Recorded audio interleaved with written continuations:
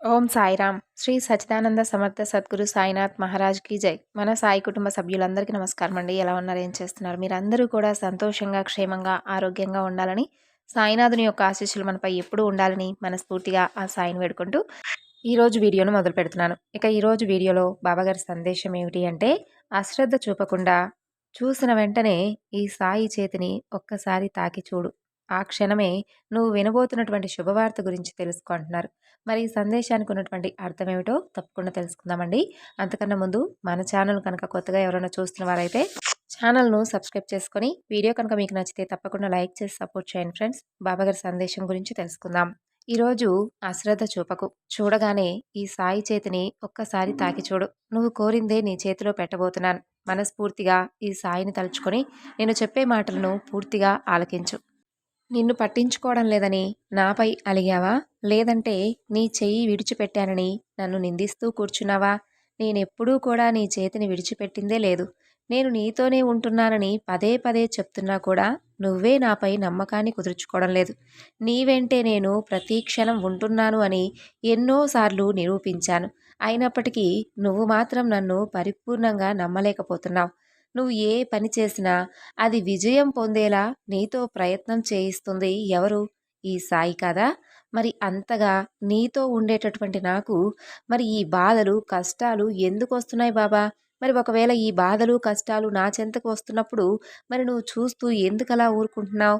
నేను నీతో ఉన్నంత మాత్రాన నువ్వు చేసినటువంటి కొన్ని కర్మలను నువ్వు అనుభవించకుండా వెళ్ళిపోతాయా చెప్పు? అవన్నీ కూడా నువ్వు అనుభవించాలి కదా! నేను నీతో ఉండేదెందుకో తెలుసా? నీ చెడు సమయంలో నీ సమయం అంటే నీకు బాగా బాధ కలిగి నాకంటూ ఎవరూ తోడులేరు అని నీలో నువ్వే ఒక భయానికి లోనై నిన్ను నువ్వు అసహనానికి గురి చేసుకుంటూ ఉంటావు చూడు. ఆ సమయంలో నీ మనసు ఎటువంటి చెడు ఆలోచనలు కానీ, ఎటువంటి తప్పుడు నిర్ణయాలు కానీ తీసుకోకుండా నిన్ను రక్షించేది మరెవ్వరో కాదు. నీవు నమ్ముకున్నటువంటి నీ సాయే. మరి నువ్వు మాత్రం నన్ను అర్థం చేసుకోకుండా కష్టాల నుండి, నీ సమస్యల నుండి నిన్ను విముక్తి కలిగించడం లేదని అపోహ చెందుతున్నావు.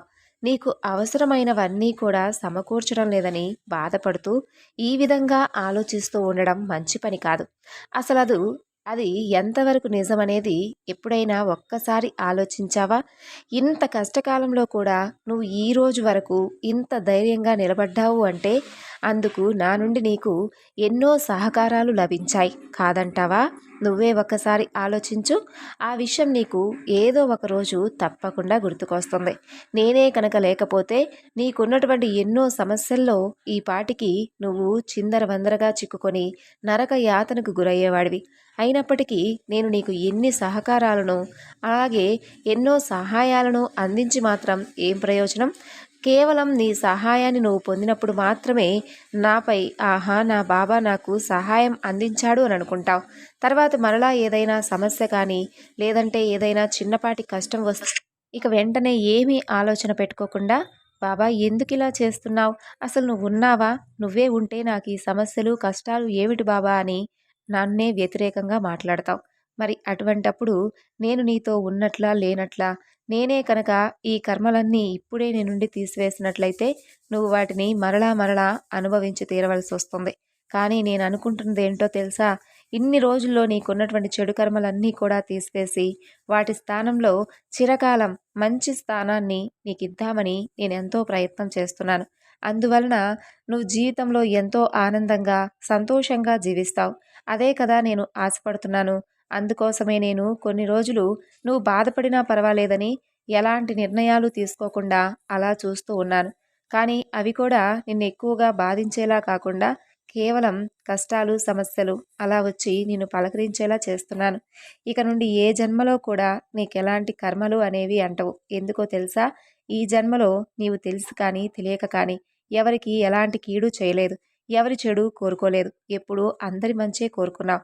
అందరూ బావుండాలని అనుకుంటావు. నీ మంచి మనసుకి ఈ జన్మలో నువ్వు చేసినటువంటి కొన్ని మంచి పనులకు చిరకాలం నీవు చేసినటువంటి కొన్ని చిన్న చిన్న తప్పులు కానీ లేదా నీ పూర్వజన్మ కర్మలు కానీ అవన్నీ కూడా పూర్తిగా నీ నుండి దూరం చేస్తున్నాను. నీ చెడు కర్మలన్నీ కూడా తొలగిపోయే సమయం వచ్చింది. అతి కొద్ది రోజుల్లోనే నీ జీవితం అంతా కూడా పూర్తిగా మారిపోబోతుంది. నువ్వు భవిష్యత్ అంతా కూడా సంతోషమయం చేసుకోబోతున్నావు. సుఖంగా జీవించబోతున్నావు. కాబట్టి ఈ కాసిన్ని రోజులు ప్రశాంతంగా ఉండు. ఎలాంటి సమస్య వచ్చినా కూడా వాటి నుండి నువ్వు దూరంగా వెళ్ళిపోవద్దు. వాటిని చూసి భయపడిపోవద్దు. అవి నిన్నేమీ చేయలేవు. నేను నీకు హామీ ఇస్తున్నాను కదా! అవి నిన్ను తాకాలి అంటే ముందు ఈ బాబాను దాటుకొని అవి నీ వద్దకు రావాలి. అవి కేవలం నీవు అనుభవిస్తున్నట్లుగా అనిపిస్తున్నప్పటికీ కూడా అవి నిన్నేమీ కూడా చేయలేవు. నేను నీకు చెబుతున్నాను కదా! సమస్యలను, కష్టాలను కేవలం నా వద్దకు వచ్చినవి కేవలం నా కోసమే కాకుండా నా చుట్టూ ఉన్నవారికి కూడా సహజమైనవి అని నువ్వు ఎప్పుడైతే అనుకుంటావో వాటిని నువ్వు అస్సలు పట్టించుకోవు. నువ్వు ఎప్పుడైతే ఆ సమస్యను పెద్దదిగా చూడటం మొదలు పెడతావో అది నిన్ను ఇంకా ఇంకా బాధ పెట్టడానికి చూస్తుంది. కాబట్టి నిరంతరం నువ్వు సాయినామ స్మరణ చేస్తూ ఉండు. లేదా నీ ఇష్టదైవ నామస్మరణ చేస్తూ ఉండు. అలాగే ఎక్కువగా భగవంతుడి యొక్క సన్నిధిలో గడుపుతూ ఉండు. ప్రతిరోజు కూడా నీ మనసుకు నచ్చేటటువంటి పనులను చేసుకుంటూ ఉండు. అప్పుడు నీకున్నటువంటి సమస్య కానీ లేదా ఏదైనా కష్టం కానీ నీకు పెద్దగా ఇబ్బంది కలిగేలా చేయదు. అలా కాకుండా అలా కూర్చొని నువ్వు ఎక్కువగా ఆలోచిస్తూ అదే ధోరణిలో మునిగిపోయి ఉంటే ఆ కష్టం నిన్ను ఇంకా ఇంకా పదే పదే బాధ పెట్టాలని చూస్తుంది. నీ మనసుకు ఇంకా ఎక్కువ గాయం చేస్తుంది. చాలా రోజుల నుండి ఇప్పటికే ఎక్కువగా ఆలోచిస్తూ ఉంటున్నావు. అసలు రాత్రులైతే కనీసం నిద్ర కూడా పోవడం లేదు. నీ ఆర్థిక పరిస్థితులు కావచ్చు, లేదా నీ కుటుంబంలో ఎదురవుతున్నటువంటి ప్రస్తుత పరిస్థితులు కావచ్చు, వాటన్నిటినీ కూడా నేను బాగా నీకు ఆనందంగా ఉండే విధంగా చేయబోతున్నాను. నన్ను నమ్ము. నిన్ను చూస్తూ నీకసలు ఏ విధమైనటువంటి సమాధానం ఇవ్వాలో నాకు అర్థం కావడం లేదు. అందువల్లనే నేను కొన్ని రోజుల నుండి నిన్ను సమస్యల్లో, కష్టాలలో నువ్వు కూరుకుపోతున్నా కూడా ఎలాంటి సహాయం నేను అందివ్వలేకపోతున్నాను. కానీ నేను ఎలాంటి సహాయం అందివ్వడం లేదనేది మాత్రం నీ పొరపాటు అవుతుంది. నీకు ఎంత సమస్య ఉన్నా, ఎంత బాధున్నా కూడా నీ నుండి నేను వాటిని స్వీకరిస్తున్నాను. ఇది మాత్రం సత్యం. నిన్ను ఎప్పుడూ కూడా ఎలాంటి సమయంలో కూడా ఒంటరిగా అయితే వదిలిపెట్టే పనే లేదు. ఎప్పుడూ నా అండ నీకు నీడగా ఉంటుంది. ఒక మనిషితో మాట్లాడితే ప్రశాంతత లభించాలి. ఆ మనిషి కనిపిస్తే ఎంత బాధతో ఉన్నా నీ మనసు కాస్త తేలికైపోవాలి. ముందు నీ శ్రేయోభిలాషులను కానీ, లేదా నీ స్నేహితులతో కానీ కాసేపు మనసు విప్పి మాట్లాడుకో. నీ మనసులో ఉన్నటువంటి బాధంతా కూడా వారికి చెప్పుకో. అలా నీకున్నటువంటి కష్టం కానీ, సమస్య కానీ, ఏదైనా కానీ వారితో పంచుకో. ఆ తర్వాత నీకేదైనా కానీ వారి నుండి మంచి జవాబు రావచ్చేమో. నీవు ప్రారంభించబోతున్నటువంటి ఒక పని వలన అది పూర్తి విజయం పొంది నీకు ఉన్నటువంటి ఆర్థిక పరిస్థితులన్నీ కూడా మంచిగా మెరుగవుతాయి. నీకున్నటువంటి కుటుంబ సమస్యలన్నీ కూడా దూరమైపోతాయి.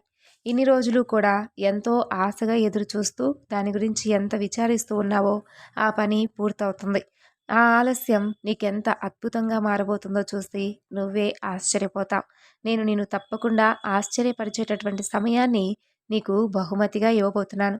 మరి నాకంటూ ఇక వారసులెవరున్నారు? నన్నే నమ్మినటువంటి వారసులు మీరే కదా!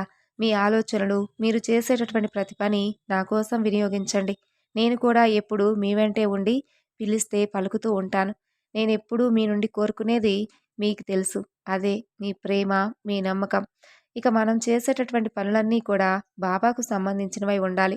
ప్రతి పని చేసేటప్పుడు ఆ స్వామిని గుర్తు చేసుకుంటూ, బాబా కోసం చేస్తున్నామనేటటువంటి సంతృప్తితో బాబాను జ్ఞాపకం తెచ్చుకుంటూ, మనం ఏదైనా కానీ కొన్ని మంచి మంచి విషయాలు మాట్లాడుకోవాల్సొస్తే బాబా గురించి, బాబా చేసినటువంటి లీలల గురించి మాట్లాడుకుంటే చాలా మంచిది. అలా ఆలోచిస్తూ ఆయన గురించే ఎక్కువగా ఆలోచించడం వలన మన మనసులో కూడా అంటే మనకున్నటువంటి నెగెటివ్ ఫీలింగ్స్ అన్నీ కూడా పోతాయని అర్థం. ఇక దేని గురించి కూడా అతిగా కంగారు పడకుండా జరగవలసిన సమయానికి అన్నీ కూడా తప్పకుండా బాబా జరుపుతాడు అని ధైర్యంగా ఉండాలి. ఏది కూడా ఆగమన్నా ఆగదు కదండీ! నిరంతరం కూడా భగవంతుడిపై నమ్మకం ఉంచి ఆయన యొక్క నామాన్ని స్మరిస్తూ ఉందాం. తట్టుకోలేనటువంటి కష్టం మన వద్దకు వచ్చినప్పుడు మనకు తోడుగా మనల్ని నమ్మినటువంటి అంటే మనమంతగా నమ్మకాన్ని పెట్టుకున్నటువంటి ఆ బాబా మనకు అండగా రక్షిస్తాడు. ప్రతి జన్మలో కూడా ఆయన మన వెంటే ఉంటాడు. మనం అనుకుంటున్నటువంటి ప్రతిఫలాన్ని తప్పకుండా ఏదో ఒక రోజైతే మనకు అందించేలా చేస్తాడు. అది నిజమైనటువంటి క్షణం.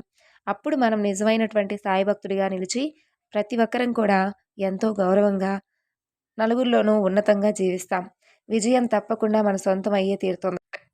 ఎన్ని కష్టాలు వచ్చినా, ఎన్ని సమస్యలు వచ్చినా సరే, సప్త సముద్రాలు దాటైనా సరే బాబాగారు మన కోసం మనం అడిగినది తీసుకొచ్చి మన చేతిలో పెడతారు. అది కాస్త ఆలస్యమైనా సరే అంతవరకు వేచి ఉండవలసిందే.